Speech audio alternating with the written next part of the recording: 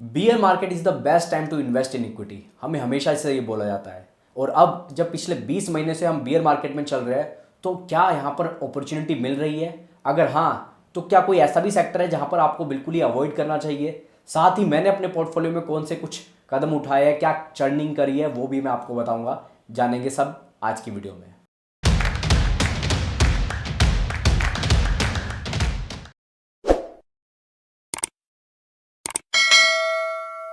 नमस्कार दोस्तों, स्वागत है आपका अपने चैनल इन्वेस्टो में। मैं हूं आपका दोस्त हैरी। दोस्तों, आज की वीडियो की शुरुआत करूं उससे पहले अगर आप देखेंगे मार्केट का हालात क्या चल रहे हैं, तो पिछले 20 महीने में बड़े से बड़े दिग्गज पीएमएस चलाने वाले फंड मैनेजर हो, म्यूचुअल फंड हो या एक नॉर्मल रिटेल इन्वेस्टर हो, किसी का भी पैसा इस मार्केट में बना नहीं है। अब जब हम Q4 के रिजल्ट्स का स्टार्ट कर चुके हैं और आईटी सेक्टर के जो रिजल्ट्स आ रहे हैं थोड़े डिसअपॉइंटिंग है, और उसका रीज़न आप समझ ही सकते हैं। जब पूरा मैक्सिमम जो बिजनेस उनको आता है 65 to 66% बिजनेस वो यूएस से लेते हैं, और यूएस में जो बैंकिंग क्राइसिस चल रहा है, तो ऐसी आईटी कंपनियां जिनका बीएफएसआई में ज़्यादा जहाँ से बिजनेस वो लेते थे, तो उनके रिजल्ट्स वीक आ रहे हैं। उसकी वजह से पूरा आईटी सेक्टर ही प्रेशर में चल रहा है। ये प्रेशर आगे भी थोड़ा सा बढ़ सकता है अगर वहाँ पर क्राइसिस बढ़ते हैं, क्योंकि बफेट साहब ने अभी भी हिंट दिया है कि यूएस के बैंकिंग क्राइसिस अभी भी ख़त्म नहीं हुए हैं। तो ऐसे में आईटी कंपनियां प्रेशर में आगे भी रह सकती है। अब अगर मैं रिटेल इन्वेस्टर की बात करूं, तो डीमैट की संख्या जिस स्पीड से लगातार बढ़ती जा रही थी, आपने देखा वो डीमैट की संख्या बढ़नी अब थम गई है, स्पीड थम गई है। अभी भी डीमैट अकाउंट खुल रहे नए, लेकिन जो स्पीड था, जो मोमेंटम था 2021 की अगर बात करेंगे, वो पीक बनाया था, वहाँ से थम गया है। रिटेल के पास पैसा भी नहीं है। आपसे ही मैं पूछता हूँ, आप कितना पैसा मार्केट में इन्वेस्ट कर रहे हो? आपका आंसर क्या होगा मुझे पता है। आप बोलोगे यार हैरी, जो पैसा था इन्वेस्ट कर दिया, आप तो देख रहा हूँ।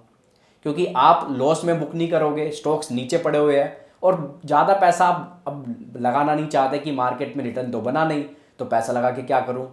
अगर हम बात करेंगे एफआईआईज़ की, तो जो लगातार कई महीनों से बिकवाली कर रहे थे, हाल फिलहाल में अप्रैल के महीने में पॉजिटिव साइन आया उनकी तरफ से, वो खरीदारी कर रहे हैं।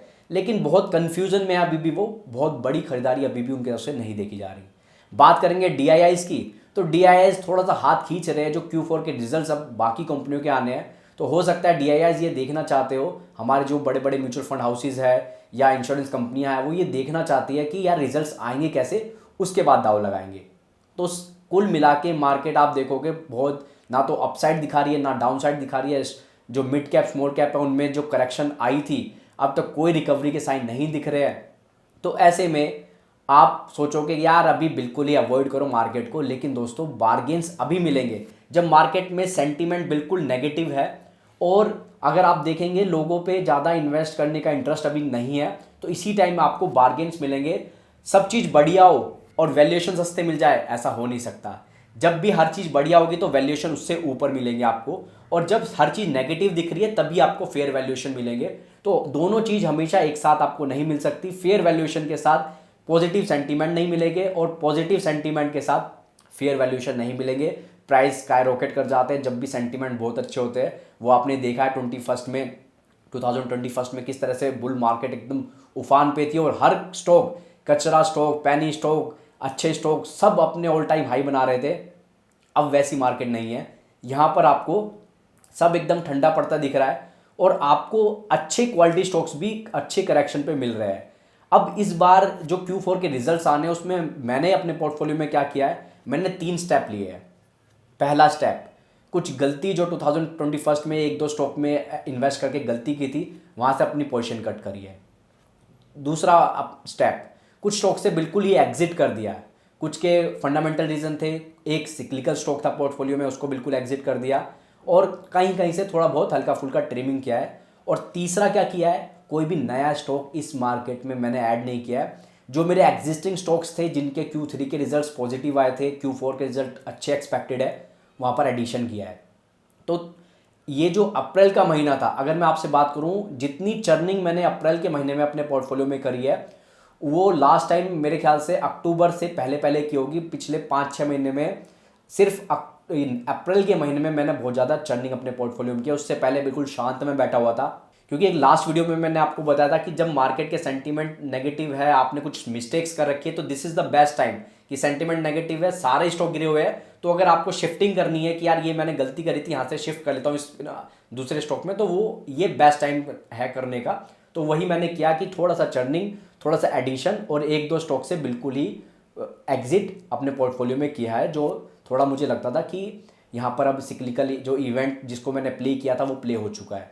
तो ये कुल मिलाकर कुछ चीज़ें मैंने अपने पोर्टफोलियो में किया है। तो ये मौका है 100%, लेकिन सेक्टर वाइज आपको थोड़ा सा फोकस रखना होगा।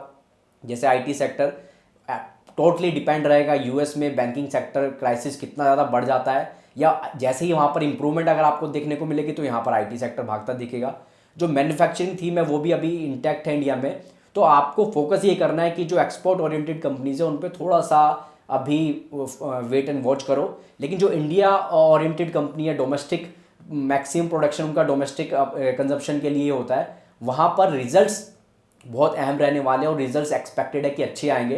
तो पहली बार ऐसा हुआ है कि रिजल्ट्स आने से पहले ही मैंने थोड़ा थोड़ा करके एडिशन किया उन स्टॉक्स में, क्योंकि पिछले कुछ क्वार्टरली रिजल्ट्स जो आ रहे थे वहाँ से मुझे पॉजिटिव मोमेंटम मिल रहा था। रिजल्ट उतने अच्छे नहीं थे, लेकिन ये दिख रहा था कि ये कंपनी आगे अच्छी कर सकती है। जैसे रियल स्टेट की कंपनियां हैं, डायरेक्ट प्ले मैं उनमें नहीं करता, लेकिन प्रॉक्सी प्ले जो जो स्टॉक्स मेरे पास थे उनमें थोड़ा थोड़ा एडिशन मैंने किया है, क्योंकि ये अब रियल स्टेट की जो रिकवरी है ये अच्छी खासी रिकवरी आपको दिख रही है, और यहाँ से प्रॉक्सी प्ले मुझे सेफ लगता है, तो वहाँ पर मैंने एडिशन किया। तो कुछ ये चेंजेस मैंने अपने पोर्टफोलियो में किए। तो ये जो मार्केट में सेल का माहौल चल रहा है, जब बिल्कुल ही सभी डिसअपॉइंट है, कोई पार्टिसिपेट नहीं कर रहा ज़्यादा, चाहे एफआईआईज हो, डीआईआईज हो, या एक आम रिटेल इन्वेस्टर हो, किसी का भी पार्टिसिपेशन करने का मन नहीं है। लोगों ने तो मार्केट को ट्रैक करना छोड़ दिया, जो डेली एडवेंचर करते थे ट्रैकिंग भी बंद कर दिया। तो ऐसे भी लोग मुझे मिल रहे हैं जिनसे बात हो रही है। तो आप इस मार्केट में मौके ढूंढो। मैंने तो अपने पोर्टफोलियो में जो बोला आपको, कुछ चेंजेस किए हैं, कुछ एडिशन, कुछ डिलीशन, और कहीं पर पोजीशन चेंज कम करी है। तो आप क्या कर रहे हैं कमेंट बॉक्स में ज़रूर लिखिएगा। Thank you so much.